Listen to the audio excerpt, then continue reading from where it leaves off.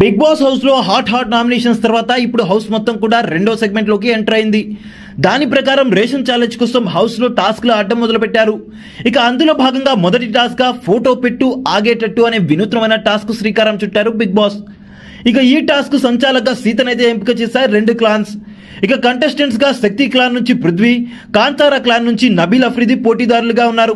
ఇక అసలు టాస్క్ ఏంటంటే బిగ్ బాస్ బజర్ మోగించగానే ఇద్దరు కంటెస్టెంట్లు కూడా తమ పోడియం ముందున్న ఫోటోలను తీసుకుని వాటిలో పేర్చవలసి ఉంటుంది. బిగ్ బాస్ ఎండ్ బజర్ మోగే వరకు ఎవరి పోడియంలో అయితే ఎక్కువ సంఖ్యలో ఫోటోలు ఉంటాయో వారు విజేతలుగా కన్ఫర్మ్ అవుతారు. ఇక ఈ టాస్క్ ప్రారంభం మొదలు అయిపోయేదాకా కూడా గందరగోళ పరిస్థితులు నెలకొన్నాయి. సంచాలకుగా సీత పూర్తిగా ఫెయిల్ అయినట్టే చెప్పుకోవచ్చు. రేపు వీకెండ్ రోజున నాగార్జునతో గట్టి క్లాస్ అయితే ఉంటుంది సీతక్కకు.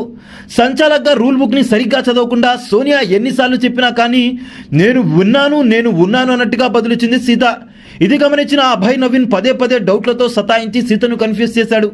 ఇక టాస్క్ ఆడే టైంలో కూడా శక్తి క్లాన్ మొత్తం కూడా నిశ్శబ్ద వాతావరణంలో ఉంది. కానీ అభయ్ నవీన్ సంబంధించిన కాంతారా టీం మాత్రం ఫిష్ మార్కెట్ లో లాగా గోల చేస్తూనే ఉన్నారు ప్రతిదానికి కూడా. ఇక ఆవేశం స్టార్ పృథ్వీ అయితే ఎన్నిసార్లు చెప్పినా వినకుండా ఫౌల్ గేమ్ ఆడొద్దు అని హెచ్చరించినా ఏం చేసినా చూసుకోవడానికి సంచాలకున్నారులే అన్న ధీమాతో ఉన్నాడు. ఇక సంచాలకుగా సీత అయితే వార్నింగ్లకి ఎండ్ కార్డు వేసి పృథ్వీని అవుట్ గా అయితే కన్సిడర్ చేస్తుంది. ఇక అక్కడితో రేషన్ ఛాలెంజ్ లోని మొదటి టాస్క్ కాంతారా టీం కైవసం చేసుకుంది. ఇక టాస్క్ అయిపోయిన తర్వాత పృథ్వీ చాలా బాధపడిపోతాడు. పృథ్వీ ఫస్ట్ 2 వీక్లో ఆడిన గేమ్ ని అలానే కొనసాగించాడు ఈ వీక్ లో కూడా.